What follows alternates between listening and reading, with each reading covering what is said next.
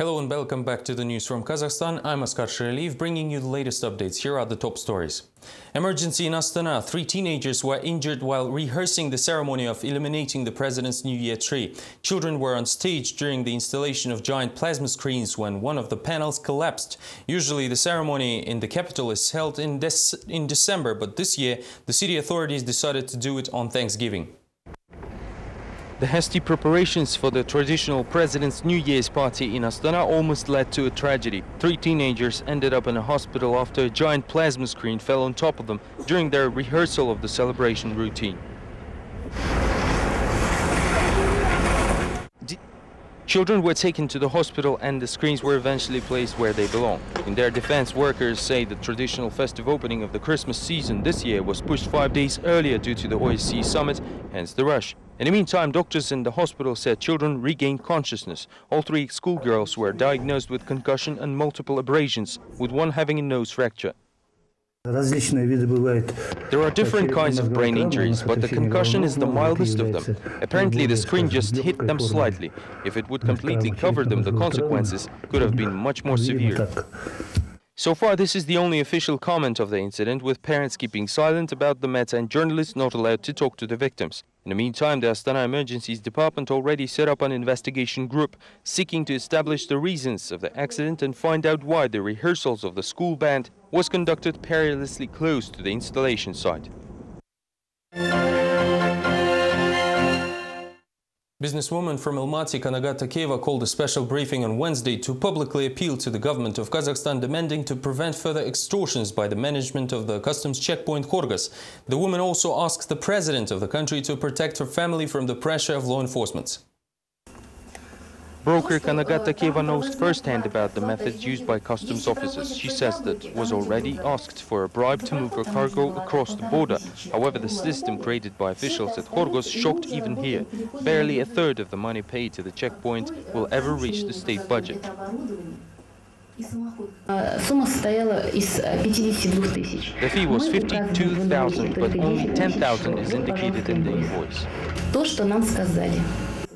When the broker refused to work at reduced rates and pay bribes, the management of the customs checkpoint changed their strategy. The woman was seemingly mocked, and to get her goods across the border, she had to learn about the rates of every checkpoint separately. I had to pay 1,500 at the checkpoint just to pass the border, another 2,000 to the quarantine services, and another 2,000 at the waiting. Such are the rates at Khorgos. Takeva attempted to complain about the situation to all possible state organizations. However, the information that most cargoes end up on this side of the border as smuggled was ignored by the authorities. Previously, the businesswoman has already informed the media that every week the customs unofficial cashier named Talgat takes some of the money made at Khorgos to Almaty and Astana. In response, the financial police launched an unscheduled audit of the company belonging to Takeva's sister and a fine of $27,000. I appeal directly to the President Nursultan Nazarbayev. I'm a single mother and my kids do not have anyone to feed them but me. Please look into the situation and give an order to leave my family out of this. Lawyer Sergei Utkin says there are many similar cases around, and the law on corruption, which guarantees inviolability to persons reporting bribery, is completely ineffective in real life. Businessmen, lawyers and most ordinary citizens see no difference between corrupted organizations and state bodies. In cases like these, they act like jackals, attacking everyone in sight, including all family members. This is a very common pattern. First of all, people should be protected for the law to work, and the financial police should take a note of that. The head of the Customs Brokers Association, Gennady Shestakov, says the problem is not in specific checkpoint or even agency.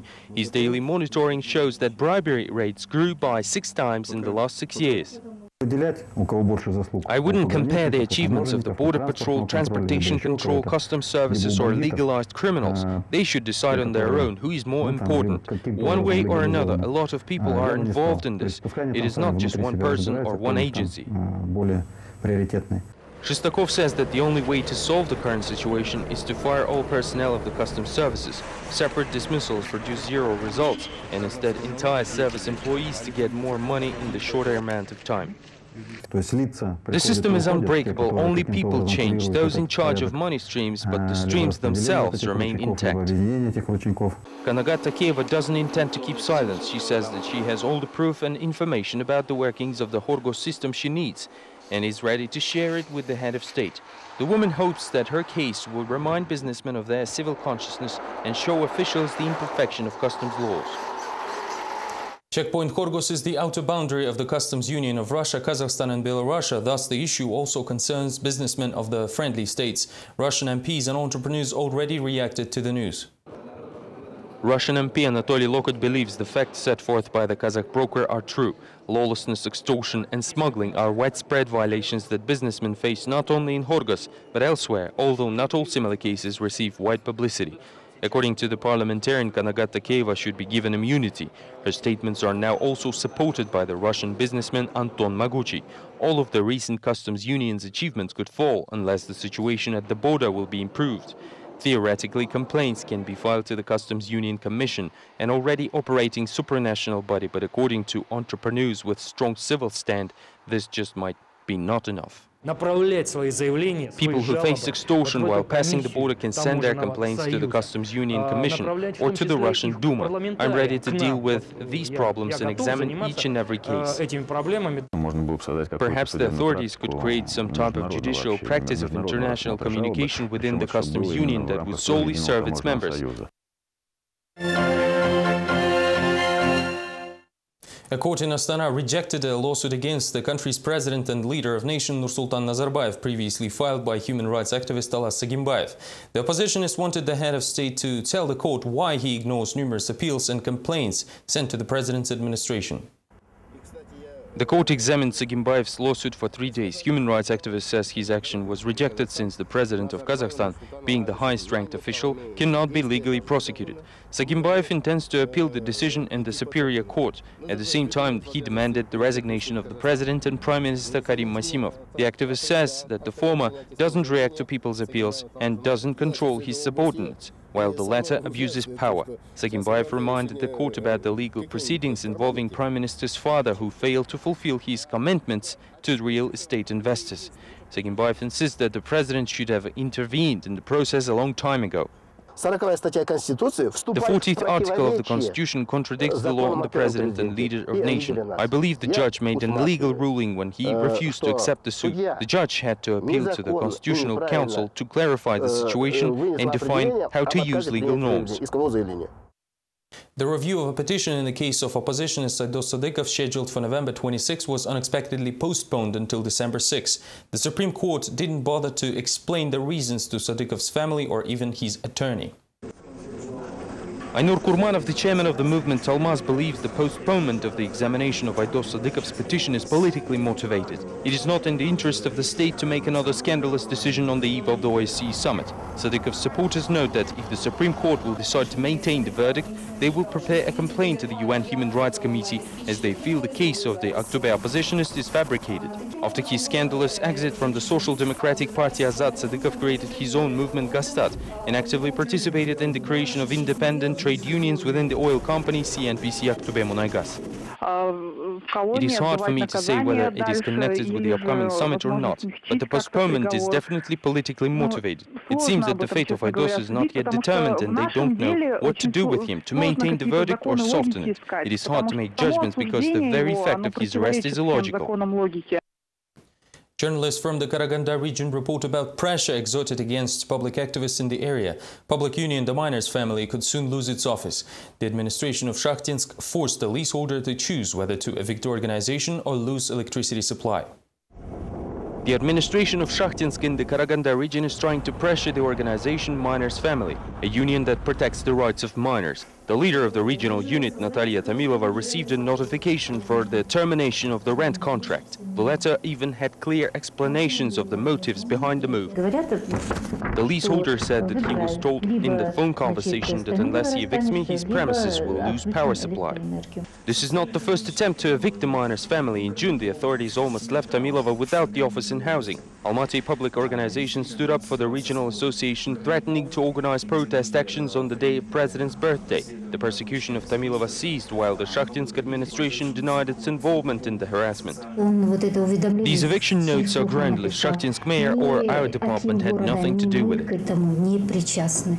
The eviction of miners' family might happen on the first day of winter. The leaseholder noted in his letter that personally he has nothing against the organization and will eagerly maintain Tamilova's office if he receives a corresponding message from the city mayor. A summit of NGOs has completed its work in Almaty. For 2 days, officials and civil sector representatives summed up the results of Kazakhstan's chairmanship in the OSCE. The talks led to the adoption of a resolution which featured statements surprisingly sympathetic to government. Observers believe this happened due to the number of officials outweighing present non-governmental organizations. The dialogue between the authorities and NGOs has failed. The final resolution, which will be distributed among state institutions, was rejected by the civil sector representatives.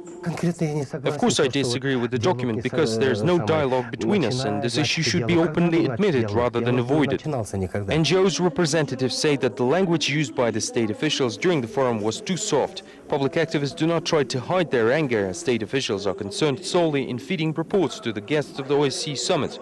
All the while, the further fate of relations between non-governmental sector and state remains as vague as ever. The official participation in events like this is linked with the summit. I believe government officials had their own plans for this forum to crush the NGOs with its mass and then make a report about a successful forum during the summit. The resolution says that NGOs are pleased with the dialogue but express concern over the recent events in the country.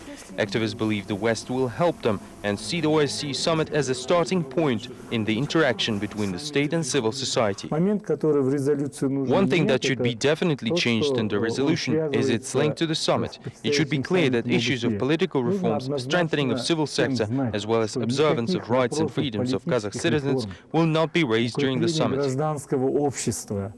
In the end, coexistence, the main issue of the forum's agenda, was not even discussed. As usual, officials promised to review all raised issues sometimes later, asking participants to send them all the necessary documents by email.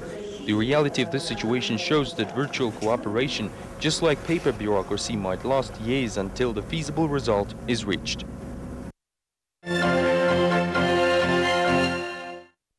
Another dangerous lake which poses devastating mudflow risks for Almaty was found 30 kilometers from the city in the mountains of the Transilya-Latau. The information was revealed by the chief scientist of Kazgidromet, Professor Boris Stepanov, who said the basin is twice as large as the infamous lake number 6 located near the Manshuk-Mametova glacier. Almaty is facing the risk of a disastrous mudflow. Scientists are concerned about the young high-altitude lake in the Transilya-Latau. The yet unnamed basin is twice as large as the infamous lake number 6 above Chimbulak, which could also spill into the city. Lakes like these should be always monitored. Also, some preventive measures should be taken to reduce the threats. There's no reason to panic, but there should be some concern, and we should remain vigilant. The basin is located in the headwaters of the river Kumbel under the glacier of the Soviets Peak, which is only 30 kilometers away from Almaty. 30 years ago, lake number 13, with a total volume of 89,000 cubic meters of water, was located a little lower than the unnamed pond.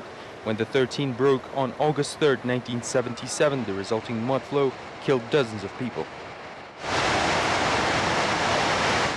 The concerns of scientists are dispelled by a specialist of the anti-mudflow company Kasel Zashita. In his catalogue, the dangerous basin is named 13BIZ. Isan Kokhambayev says that the lake is regularly monitored for the last 5 years. We are confident that there is no direct threat. We have also dropped the lake's volume from 149 to 110,000 cubic meters, which pose no danger. Kokhambayev says that his agency plans to further shallow the lake to the so-called dead point of about 100,000 cubic meters.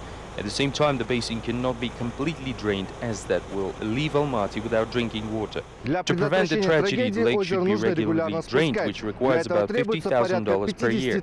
However, at the moment, officials allocated only a third of the requested amount. That is all we have time for now. Join us tomorrow for more. Happy Thanksgiving. Thank you for watching. Goodbye.